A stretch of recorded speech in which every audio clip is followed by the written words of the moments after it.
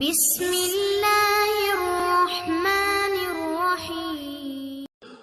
اب یہ جو ہے کہ ہم خدا کی طرف جائیں تو چار چیزیں ہیں کہ انسان اگر چاہے کہ خدا اسے محبت کرے، خدا سے انسان سے محبت کرے، خدا بھی اور خدا کی طرف بڑھے، تو چار چیزیں روایت میں آئی ہیں خود رسول خدا سے حدیث ہے، اور رسول خدا فرماتے ہیں کہ پہلی چیز جو ہے جو خدا کی طرف انسان کو لے کے جاتی ہے وہ ہے سکوت، خاموشی، یعنی جو جتنا کم بولے گا اتنا کامیاب ہے۔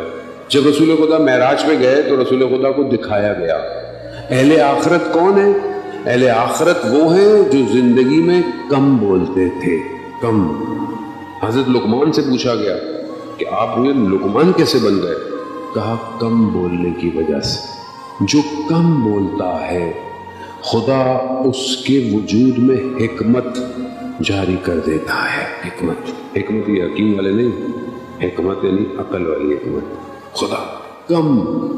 آیت اللہ عظمہ بہجت جب نجف میں ہوتے تھے تو کسی نے ان کے والد کو بولا کہ آپ کے بیٹے فلانی جگہ جاتے ہیں، تہجد کی نماز بہت لمبی پڑھتے ہیں، تہجد کی نماز آیت اللہ بہجت سے ہے آپ کے ان کے استاد انہیں کہتے تھے کہ تہجد کی نماز میں وطر جو آخری رکعت ایک رکعت پڑھی جاتی، وطر میں دعائے قنوت میں دعائے جوشن کبیر، دعائے کمیل، دعائے ابو حمزہ، یہاں پورے مہینے نہیں پڑھی جاتی،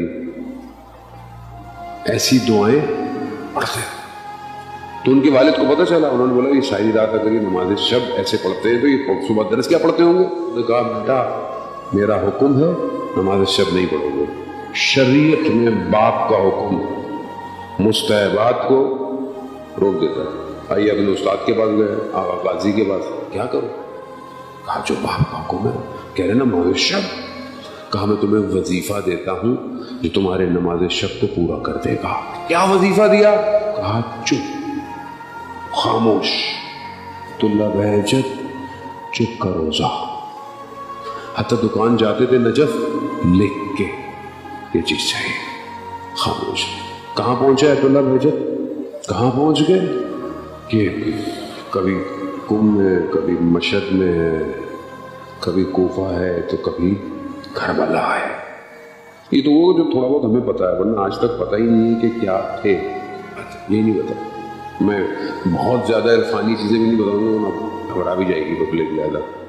تو خود آیت اللہ قاضی کے شاگرد کہتے ہیں آخری وقت میں زندگی میں ہم نے دیکھا جب وہ گفتگو کرتے تھے تو ان کی زبان میں کبوت تھا، نبی ہوئی تھی۔ تو ہم نے بولا کہ کیا ہے؟ 25 سال اندر چھوٹا پتھر رکھا، کم بولنا پڑے، اور ہمیں کیا پتا؟ ہم تو سارا دن جو ہے اچھا بولنا دور کی بات ہے، چلو اچھا بولے تو مسئلہ نہیں ہے، لیکن آدمی بولے گا۔ اور یہ جو آ گیا نا آج کل سوشل میڈیا، یہ بھی بولنا ہی ہے اصل میں۔ یعنی آپ خاموشی نہیں بیٹھ رہے، آپ ایک ہی چیز کو 200 گروپ 300 گروپ، ادھر بھی فارورڈ ادھر بھی فارورڈ ادھر بھی فارورڈ، یہ بھی بولنا ہی ہے، یہ چینی ہے، یہ میں سب سے پہلے فارورڈ کروں، یہ بھی بولنا ہے۔ اس کا بھی حساب کتاب ہوگا، یاد رکھیے گا۔ ایک فارورڈ میسج کا حساب ہے روز قیامت، ایک فارورڈ، یاد رکھیے، دیکھ کے فارورڈ کیا گیا۔ کوئی غلط چیز ہے نا، کوئی بھی چیز اپنے دوست کو نہ بتائیں، خدا نہ خواستہ آپ نے توبہ کر لی اور اس نے گناہ کر لیا، آپ کے گلے میں توق آئے گا۔ دوسری چیز رسول خدا فرماتے ہیں جو خدا کی قریب کرتی ہے، خدا سے محبت کا باعث بنتی ہے، وہ ہے تواضع، انکساری۔ یعنی انسان کی وجود میں تواضع ہونا چاہیے، جھکا ہوا ہو، تاکہ ظاہری طور پر یعنی ڈاؤن ٹو ارتھ ہو، چاہے جو بھی بن جائے، چاہے جو بھی پوسٹ ہو، چاہے جو بھی ڈیزگنیشن ہو، ٹوٹا ہوا ہو، اپنے آپ کو تکبر اور اپنے آپ کو کچھ نہ سمجھے، لوگوں کے ساتھ رہے۔ تیسری چیز جو ہے وہ توکل ہے، یعنی خدا پر توکل کرنا۔ یعنی کیا؟ یعنی تمہارا وکیل صرف خدا ہے بس، اور جو اس نے خدا پر توکل کر لیا پھر اسے کوئی بھی چیز ہلا نہیں سکتی۔ اب دنیا پہ سب پر ڈیپینڈنٹ ہو جائیں، سب آپ کو چھوڑ جائیں گے مگر خدا نہیں چھوڑے گا آپ کو۔ تو اس لیے بہتر ہے کہ ہم اس پر گفتگو اس موضوع ہو سکتی، لیکن بہت تیزی سے اپنے اگلے مراحل کی طرف بڑھا ہو. اب یہ انسان تواضع، توکل، اور انسان جو ہے وہ جب خاموشی اختیار کرتا ہے تو خدا کی طرف بڑھنا شروع ہو جاتا ہے.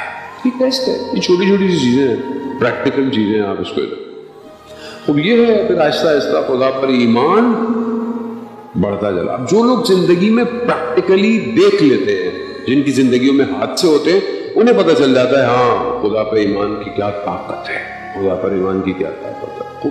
یہی سید الشہداء نے کربلا میں ہمیں بتایا ہے کہ سامنے بہت بڑا لشکر ہے، بہت بڑی طاقت ہے، سارے کام کر لیے، پیسوں سے خرید لیا، طاقت سے خرید لیا، خوف سے خرید لیا، سب کچھ کر لیا، گھیر لیا، سب کر لیا. کیا ہوا؟ یہاں کون تھے؟ جو خدا پر ایمان رکھتے تھے. وہاں کون تھے؟ جو ظاہری دنیا پہ ایمان رکھتے تھے.